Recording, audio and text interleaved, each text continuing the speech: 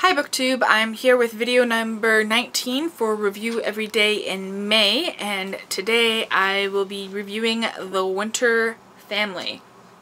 This is a novel by Clifford Jackman, in case you can't read, and it was published in April 2015. It's a Western. Yes. So it's about a group of men who all kind of have a predilection for violence and a distaste for authority kind of grouped together and begin a 3-decade-long reign of tyranny in the western US. And I'm going to read you a bit of the back because that's going to play into my review. Okay. Among its twisted specimens are the psychotic killer Quentin Ross, the mean and moronic Empire brothers, the impassive ex-slave Fred Johnson, and the gunslinging child prodigy Lucas Riddle. At the center of this ultra-violent storm is their cold and dandified, golden-eyed leader, Augustus Winter, a man with a pathological resistance to the rules of society and a preternatural gift for butchery. Sounds good, doesn't it? We're promised sadism, we're promised gore, we're promised violence, we're promised bad guys, and we're let down. Very much let down. I felt like we didn't get to see all the violence and horror that's promised by the back of the book and by the blood splatters all over it, because everything violent that happens is just referred to. It doesn't happen within the book.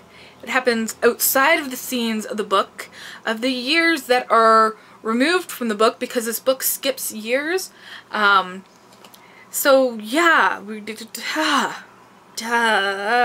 disappointment. But there are some scenes where Jackman doesn't shy away from gore and blood, such as his detached telling of the slaughtering of pigs in a factory. I guess he just has a distaste for transferring those skills towards torturing and butchering and slaughtering humans, which is what I wanted to read about. We have to trust the author. We have to take it on his word that our main character, Winter, is a violent psychopath, because the actions that Winter takes do not depict him as a violent psychopath. There are things that totally don't jive with what the author is telling us in regards to his character, such as when he runs away and goes and lives with some Indians, as they're called in the book, as they were called back then. When a few scenes before we were told that he was going around and butchering them. Yeah. That just really disappointed me. Some of the other characters were quite more fascinating. I think maybe Quentin Ross. If it had just been about him, and maybe the other characters kind of came in and out of his life, it would be much more interesting. But I guess the Ross family doesn't have quite a snazzy title as the Winter family does.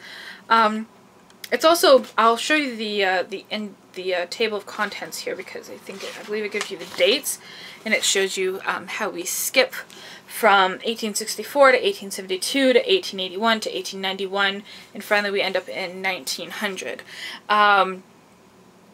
And there's nothing that really connects all those different sections aside from the recurrence of certain characters, and not all the characters are always in the scene. They're kind of all over the place.